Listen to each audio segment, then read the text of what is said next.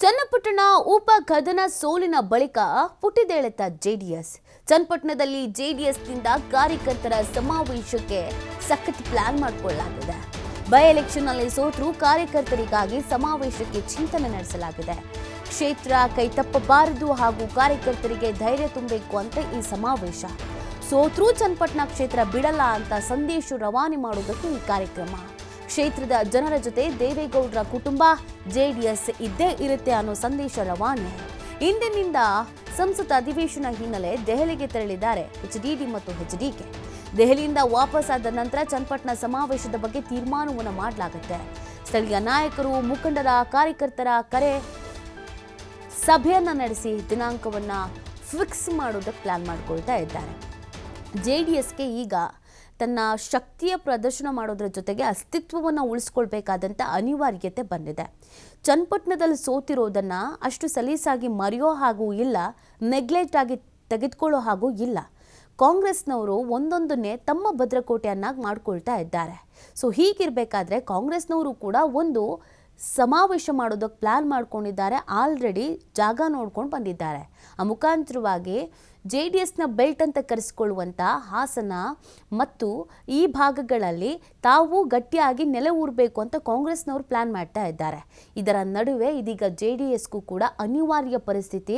ಸಮಾವೇಶ ಮಾಡಲೇಬೇಕು, ಅಲ್ಲಿನ ಕಾರ್ಯಕರ್ತರಿಗೆ ಧೈರ್ಯ ತುಂಬಲೇಬೇಕು, ಅಲ್ಲಿನ ಕಾರ್ಯಕರ್ತರಿಗೆ ಒಂದು ಸಂದೇಶ ರವಾನೆ ಆಗಲೇಬೇಕು. ನಿಮ್ಮ ಜೊತೆಗೆ ನಾವು ಯಾವಾಗಲೂ ಇರ್ತೀವಿ, ಸೋತ್ರು ಗೆದ್ರು ನಿಮ್ಮ ಸಂಬಂಧ ಹೀಗೇ ಇರುತ್ತೆ ಅನ್ನೋದನ್ನು ತೋರಿಸಿಕೊಳ್ಬೇಕಾದಂಥ ಅನಿವಾರ್ಯತೆ ಜೆಡಿಎಸ್ಗೆ ಸದ್ಯದ ಮಟ್ಟಿಗೆ ತುಂಬ ಅಂದರೆ ತುಂಬ ಆಗಿದೆ.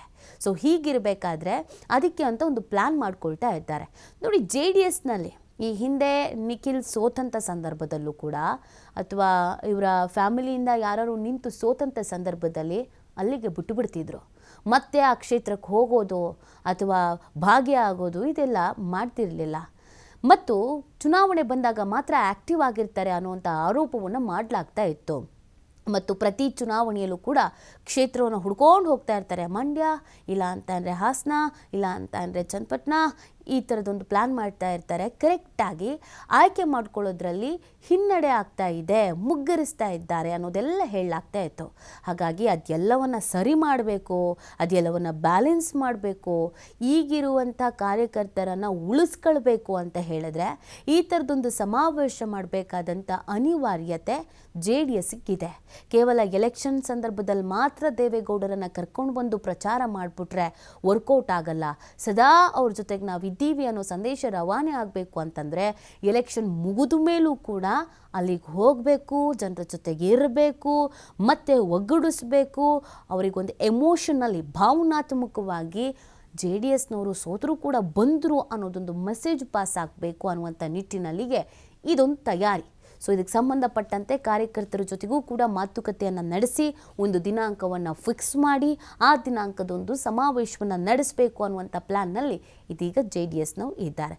ಜೆಡಿಎಸ್ನವರಿಗೆ ಅಸ್ತಿತ್ವವನ್ನು ಉಳಿಸಿಕೊಳ್ಬೇಕಾದಂಥ ಅವಶ್ಯಕತೆ, ಅನಿವಾರ್ಯತೆ ಸದ್ಯದ ಮಟ್ಟಿಗೆ ತೀರಾ ಇದೆ.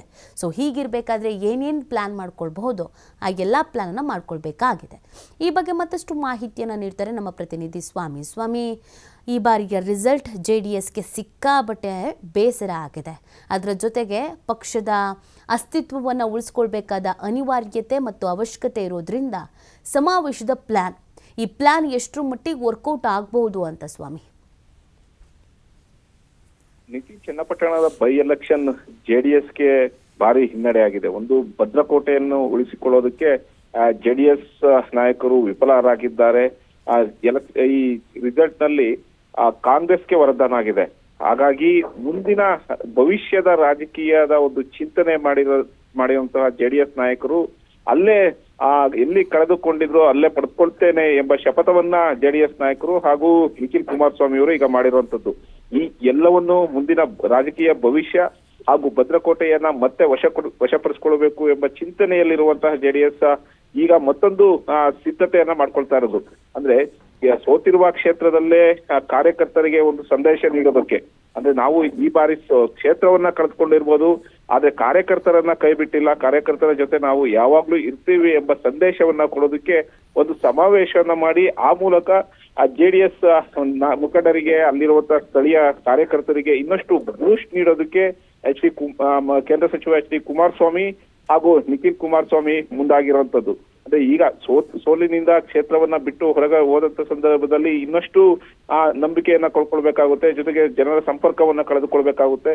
ಹಾಗಾಗಿ ಅಲ್ಲಿಯೇ ಕ್ಷೇತ್ರದ ಕಾರ್ಯಕರ್ತರು ಹಾಗೂ ಮುಖಂಡರ ನಿರಂತರ ಒಂದು ಸಂಪರ್ಕ ಇಟ್ಟುಕೊಂಡರೆ ಮುಂದಿನ ರಾಜಕೀಯ ಭವಿಷ್ಯ ಬದಲಾವಣೆ ಆಗಬಹುದು ಎಂಬ ಚಿಂತನೆಯಲ್ಲಿರುವಂತಹ ಎಚ್ ಡಿ ಕುಮಾರಸ್ವಾಮಿ ಅವರು ಅಲ್ಲಿ ಕಾರ್ಯಕರ್ತರಿಗೆ ಧೈರ್ಯ ತುಂಬೋದಕ್ಕೆ ಮತ್ತೆ ಕಾರ್ಯಕರ್ತರ ಒಡನಾಟದಲ್ಲಿ ಇರ್ತೀವಿ ಎಂಬ ಸಂದೇಶವನ್ನ ರವಾನೆ ಮಾಡೋದಕ್ಕೆ ಈ ಸಮಾವೇಶನ ಮಾಡ್ತಾ ಇರುವಂತದ್ದು. ಜೊತೆಗೆ ಈಗ ದೆಹಲಿಗೆ ತೆರಳಿರುವಂತಹ ಜೆಡಿಎಸ್ ಅಂದ್ರೆ ಕೇಂದ್ರ ಸಚಿವರಾದಂತಹ ಕುಮಾರಸ್ವಾಮಿ ಹಾಗೂ ಮಾಜಿ ಪ್ರಧಾನಿಗಳಾದಂತಹ ದೇವೇಗೌಡರು ಅಲ್ಲಿಂದ ಬಂದಂತ ನಂತರ ಅಂದ್ರೆ ಚಳಿಗಾಲ ಸಂಸತ್ ಅಧಿವೇಶನ ಶುರುವಾಗಿದೆ. ಅದೇ ಸಂಸತ್ ಅಧಿವೇಶನ ಬಳಿಕ ರಾಜ್ಯಕ್ಕೆ ಬಂದ ನಂತರ ಈ ಸಮಾವೇಶ ಯಾವಾಗ ಮಾಡಬೇಕು, ಹೇಗ್ ಮಾಡಬೇಕು, ಕಾರ್ಯಕರ್ತರಿಗೆ ಯಾವ ರೀತಿ ಒಂದು ಸಂದೇಶವನ್ನ ಕೊಡಬೇಕು ಎಂಬ ರೂಪುರೇಷೆಗಳನ್ನ ರೂಪಿಸಿ ಆ ನಂತರ ಈ ಸಮಾವೇಶ ಮಾಡೋದಕ್ಕೆ ಮುಂದಾಗಿರುವಂತದ್ದು. ಅಂದ್ರೆ ಆ ಸಮಾವೇಶದ ದಿನಾಂಕ ಆಗ್ಬೋದು, ಕಾರ್ಯಕರ್ತರನ್ನ ಸೇರಿಸೋದಾಗ್ಬೋದು, ಕಾರ್ಯಕರ್ತರಿಗೆ ಯಾವ ರೀತಿ ಒಂದು ಸಂದೇಶವನ್ನು ಕೊಡಬೇಕು ಅನ್ನೋದು ಸಂಪೂರ್ಣವಾದಂತ ಒಂದು ರೂಪುರೇಷೆಗಳನ್ನ ರಚಿಸಿದ ಬಳಿಕ ಈ ಸಮಾವೇಶನ ಮಾಡೋದಕ್ಕೆ ಸಿದ್ಧತೆಗಳನ್ನ ಮಾಡ್ಕೊಳ್ತಾ ಇದ್ದಾರೆ.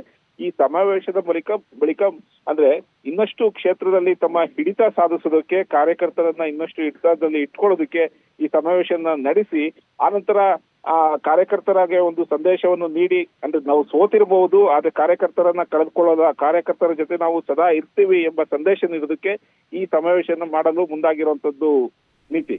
ಓಕೆ, ಥ್ಯಾಂಕ್ ಯು ಸ್ವಾಮಿ ತಮ್ಮ ಡೀಟೇಲ್ಸ್ಗಾಗಿ.